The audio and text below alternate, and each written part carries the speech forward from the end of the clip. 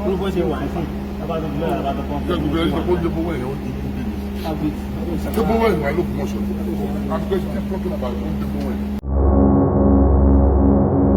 guys, welcome back to Aloye TV YouTube channel.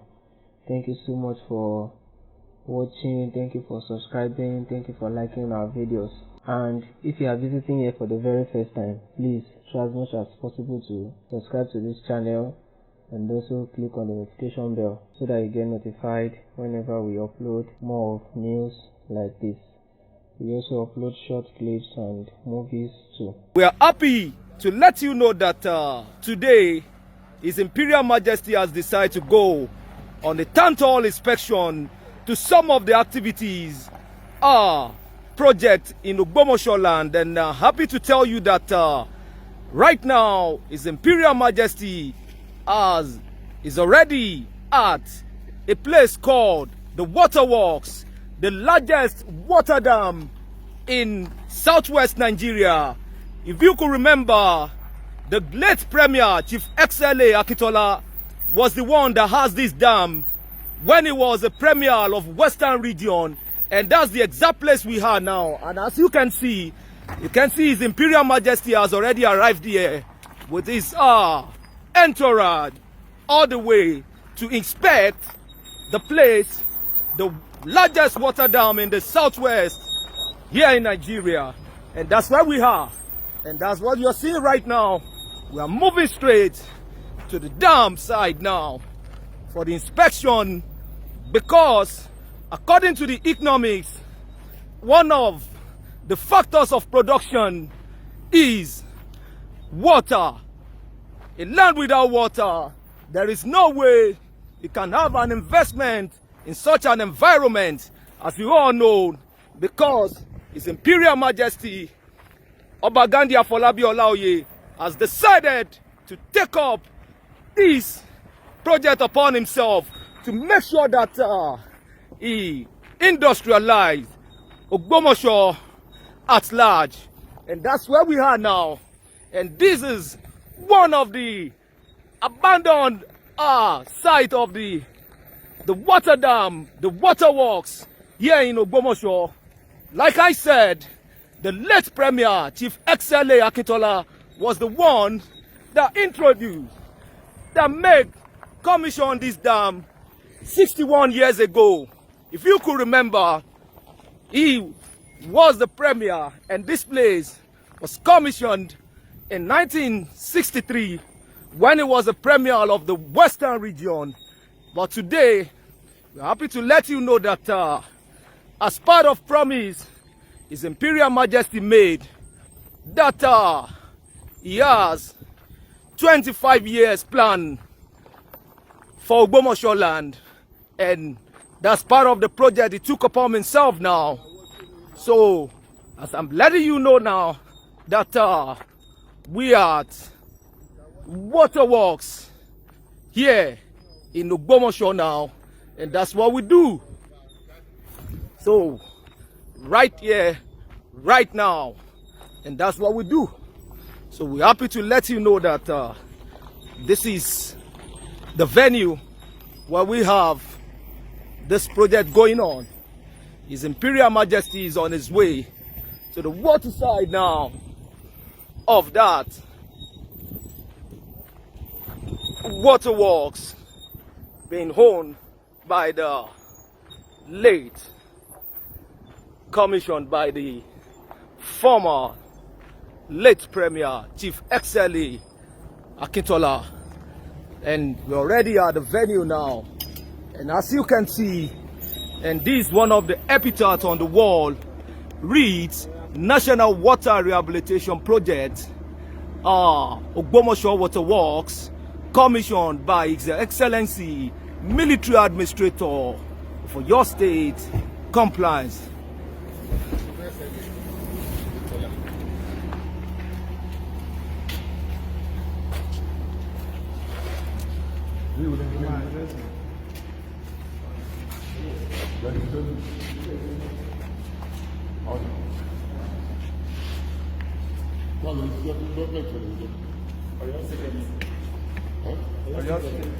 Government.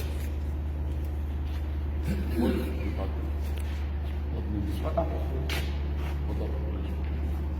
So if we use that law, our last of them, who is the water corporation? Yeah.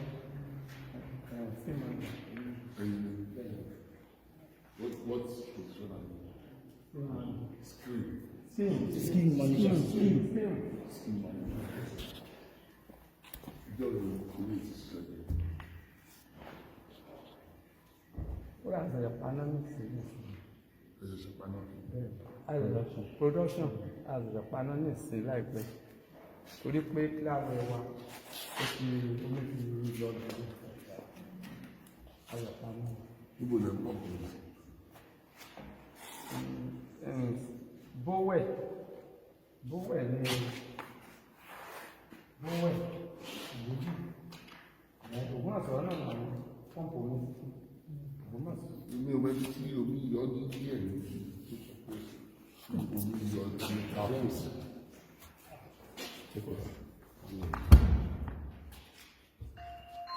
Bọ̀dọ̀ àwọn sáfù àwọn ènìyàn tó sáfù àwọn Answer Bowen. Bówẹ̀ náà ẹ̀ so Bówẹ̀ ní Ògbómọ̀ṣọ́. Along the side, along the road, àwọn tó wà lóko ọ̀nà kó tó dé Bowen Ìwọ̀n road, inside ìlú ní láì dé Bowen street Ìwọ̀n road. Even though a ní bọ́ọ̀sì kékeré kankan níbi space tó wà ní Bowen níta ẹsẹ̀ fixed up of the street. Wá ṣe paná gan sìn kò tí ju bí. Kí ló ti ṣe paná?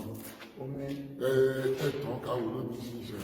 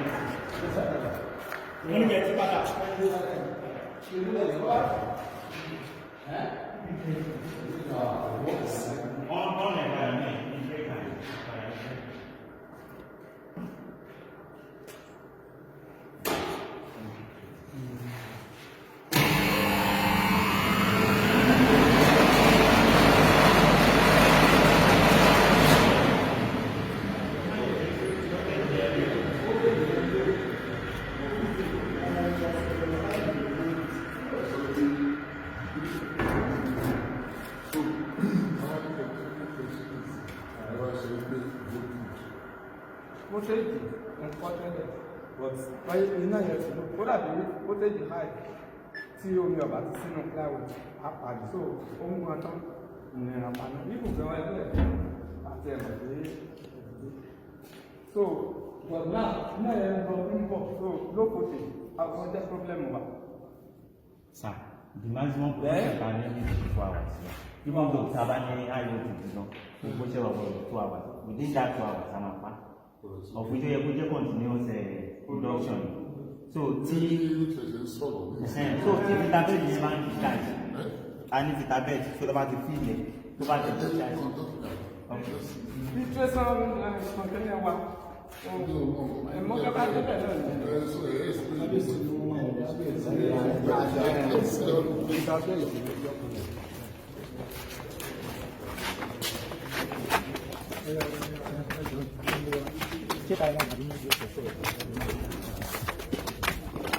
Now we are moving to the next order base where we have the water inspection.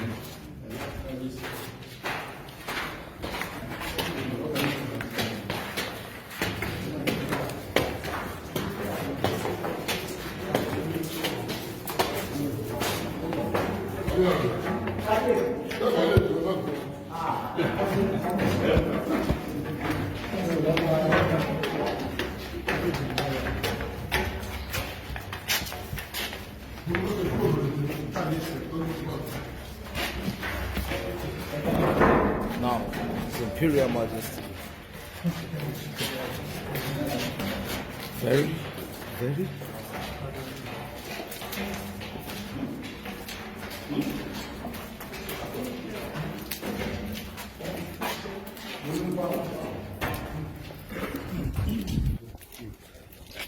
Where's the dam?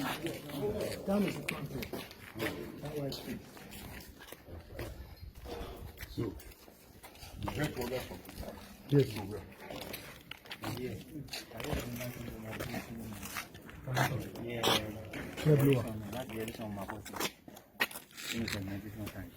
This one? From this segmentation tank. Segmentation. Yes. Segmentation. So from this place to Sorry. so big up with the time the two one. So we want to this river from this side. Because you put on cutting and also the mud. And on this side,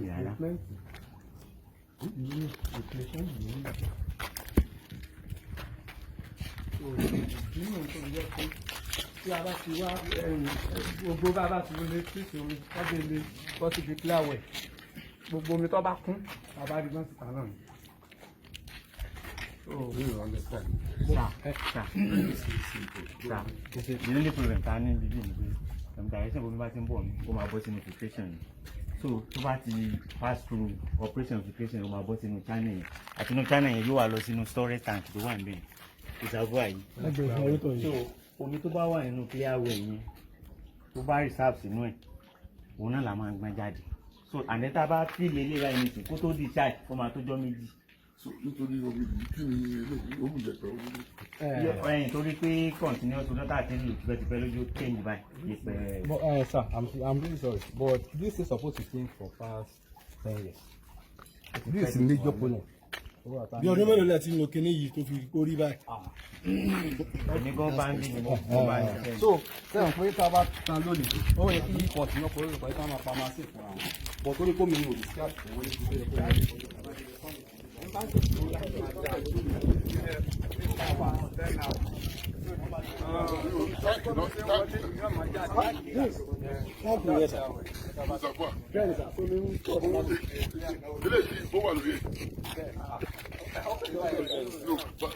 báwo ló ṣe máa kọ́ nígbà kí kó wà lórí ẹ̀ ẹ ló kọ́ níbẹ̀ ẹ sọ yé mi.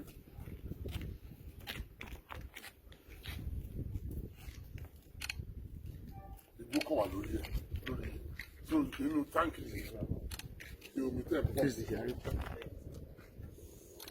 This is the filter bench. And that's the hour.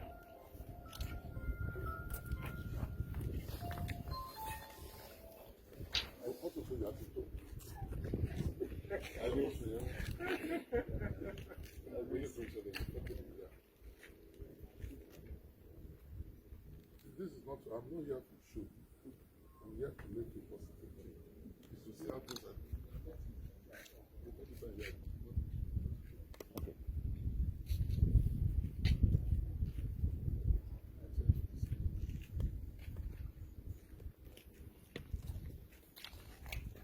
Explain to me, tí omi bá wá, tẹ́ bá pọ́ǹpù mi láti ilé ìfẹ́. Láti ilé ìfẹ́, the water comes from there. This way.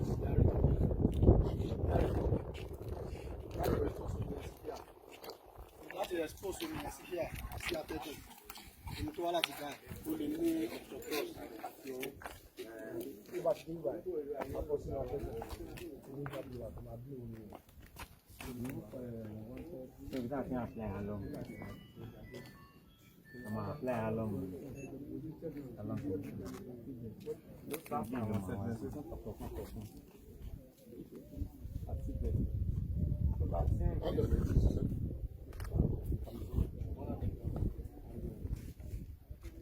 Ọdún tó bá ọdún ẹ̀sìn ọ̀tá ọdún lẹ́yìn. Ọdún Ẹwà. Mo ti ṣe NBC pẹ́ ṣùgbọ́n wọ́n tún gbé mi. But ẹnu gba mo ṣe dídí ọdún mẹ́ta.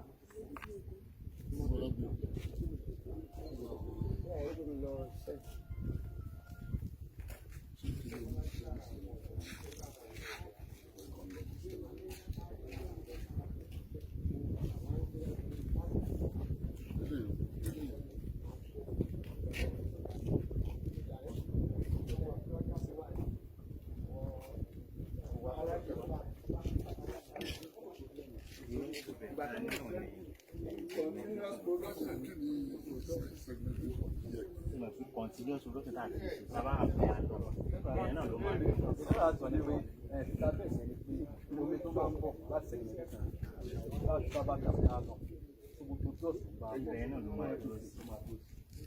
so ìjáde ṣáláńgá nígbà ṣáláńgá bá kún tù ìgbà tí alọ́n bá há tì tán àwọn èyí tí ó ṣe jẹ́ pé that's the essence of the situation. Èyí láti yọ pàǹtí wọn lára omi ni. That's the intent síta náà nìyẹn.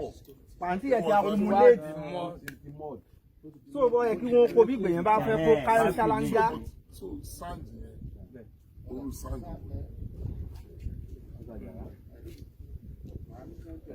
Káàtì mẹ́ta tó kò bá sẹ̀rẹ̀ kò wá So ẹni sọ pé ìyẹn nìkan ni wàhálà. Tó bá ti jẹ́ kó bá ti bá a ṣe ilé yìí tó a máa lè ní continuous. iná máa látọ̀lé táwọn lẹ́fà dé. Àti fóté bọ̀dé máa tí iPhone bá wà tí nọ́mbà Bó ṣe jẹnẹrétọ̀ mo rí jẹnẹrétọ̀ lákọ̀ọ́. Ṣé kò ṣiṣẹ́ ni? ńlá yẹn kò ṣiṣẹ́ Wọ́n ti install yẹn. Wọ́n sì install ẹ̀. Wọ́n ṣe tuntun ni. Bẹ́ẹ̀ni, láti wà wọ́n ti gbé wáyé wọn. bọ̀dé wọ́n yà yìí sè é. ẹni kékeré mi náà tẹ̀lé. Ah, you taking note in your head. Àgbà wọn ti gbé wáyé wọn ti install tó sì wà níbẹ̀ ni. What have you put on? From where we finish. There's nothing about this. Yes.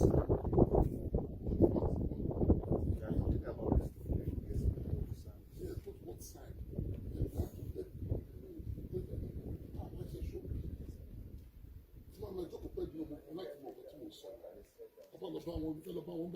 And we have to be able to tell them. Exactly. I'm not here for show, I'm not here for praise.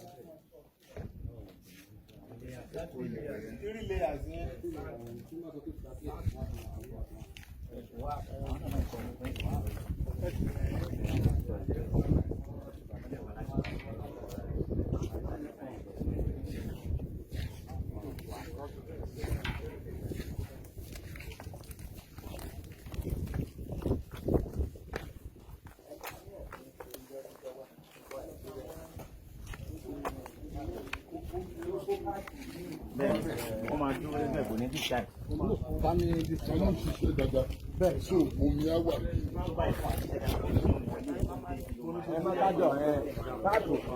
Báàbò ẹbí náà ní fúláàtì àbí Èwo ló kó wá? Àwọn funfun. Ṣé funfun ló kó wá? Àtàwọn kò pa àwọn kan wá. Àwọn èyí ni wọ́n ń páàkì lọ. Ebi àwọn ará àwọn èyí wọ́n páàkì lọ nù. Àwọn èyí ni wọ́n ń páàkì lọ. Ohun èyí ni tó kó wá nù. Wọ́n ní amẹ́ni gallons of water lórí ìṣẹ̀lẹ̀. Wọ́n tóbi wo lẹ̀ tí ń kúrò bí.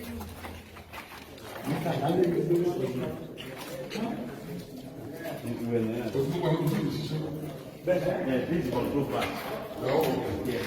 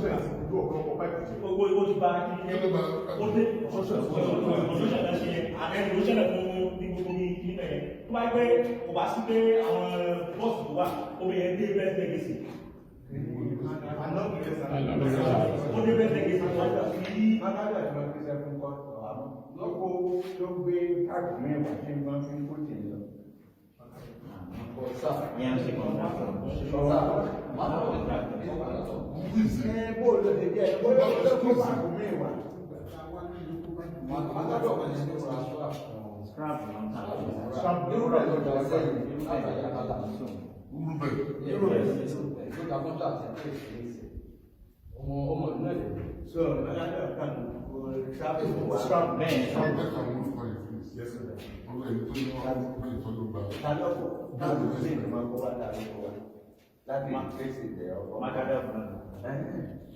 Òun ni white white ló kó wá bẹ́ẹ̀. Ọdún èyí dábọ̀ wá kátà, àkàlà kan ti fún lè ní ipa ìlú. Ó lè nípa Lọ sí ìsàmùfàjà sọ àwọn. Èyí tí ó bá dé lè nípa tó bá dé lè sọ́kọ̀ àyè. Ṣé ìṣọ̀bọ̀ ni mọ́là mi gbé sẹ́yìn? Ọmọ náà ló ń lè bẹ́ẹ̀ oníjẹ́ bẹ́ẹ̀ ọmọ náà ó lò sí sẹ́yìn. Wọ́n lè gba 95% of the money. Wọ́n sì gbowó. wọ́n gba 95%. So wọ́n ní kó rí àwọn ọ̀tá bẹ́ẹ̀ nìkan lẹ́la ní yóò kàn. ọmọ ọgbọ́sọ rẹ̀ rẹ̀ gbogbo àwọn dábẹ́ẹ̀tì tí wọ́n fi kún yìí yẹ kó wọ́n ti mọ̀ tí wọ́n tó fi lẹ́yìn láti gbà yẹn.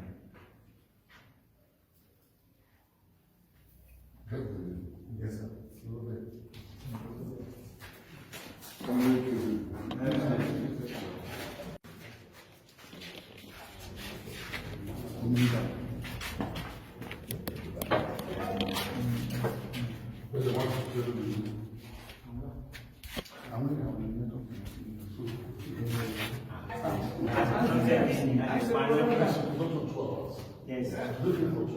Láti wájú rẹ̀ láti lọ sórí ìjọba àwọn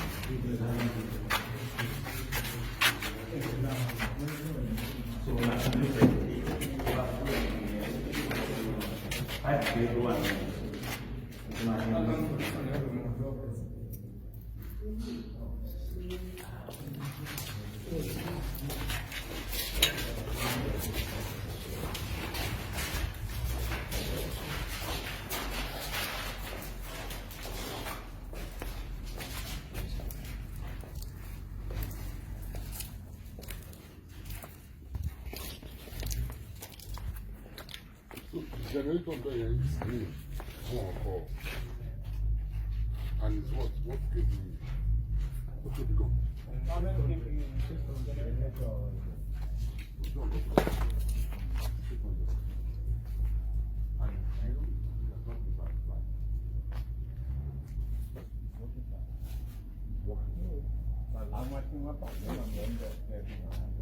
Yàtọ̀ fún tuntun inú ilé àwọn inú ilé ìpínkọ́. No, tuntun yẹn tuntun is working pattern. I do it's working pattern. No, the one that you are Ṣé transformer náà bẹ̀rẹ̀ àbí generator? Generator. Okay, that's what it is. So, No.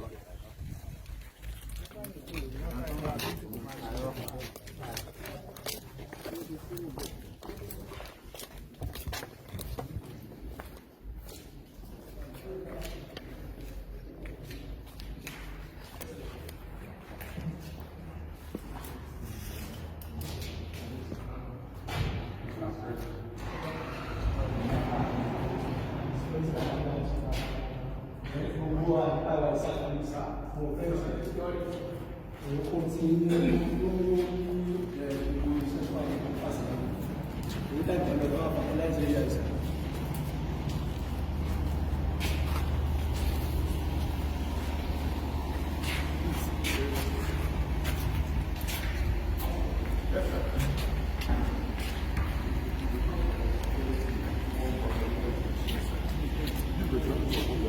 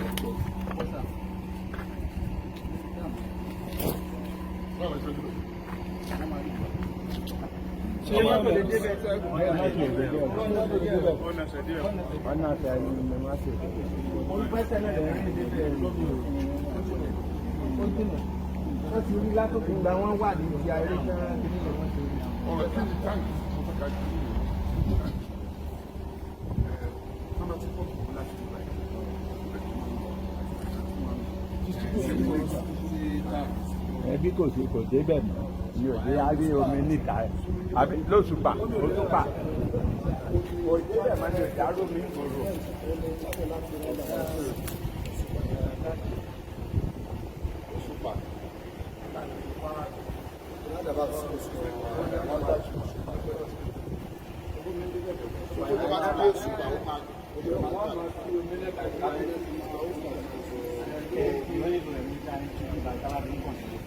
Ibi tó bá bọ́ọ̀sì bá wà tí omi bá débẹ̀ ó máa jẹ́ lọ.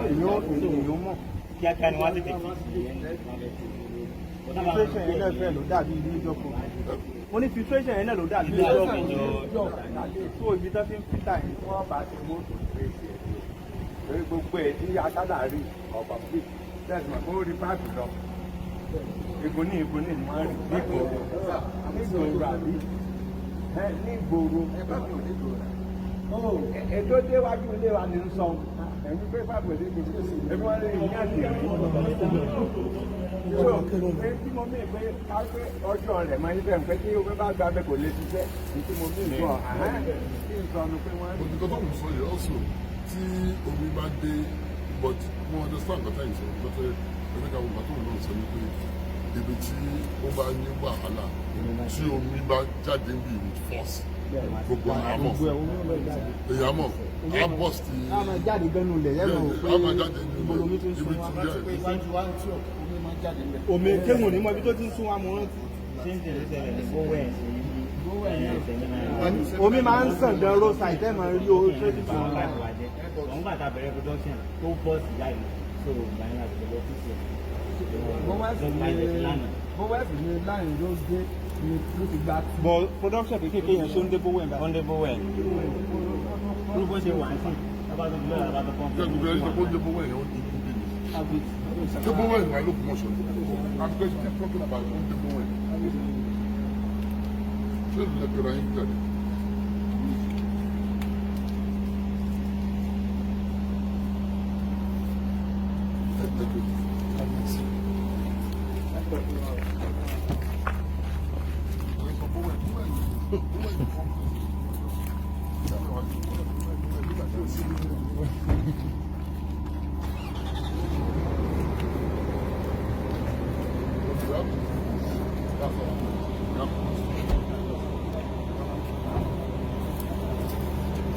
Your Highness, Abba has ruined my life.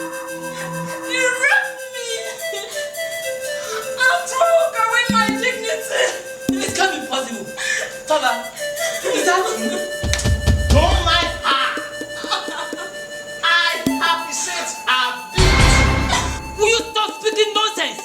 With your level of intimacy with the authority of this land, you still went ahead to commit such shameful offense. In fact, Toba, you are a disgrace to this land. Let me tell you, you have violated the law of this land and you will be punished. And nobody can save you. Oshun, Oya, they cannot save you for what you've done because you have violated the law of this land and you will be punished. Because of what? Mind your speech. Do you know who you are talking to? Hi, Toba. Your closest friend from the childhood. You refuse to enjoy yourself as a prince. Hi, Toba. Wọ́n á tún ṣe tiẹ̀, ó pupa.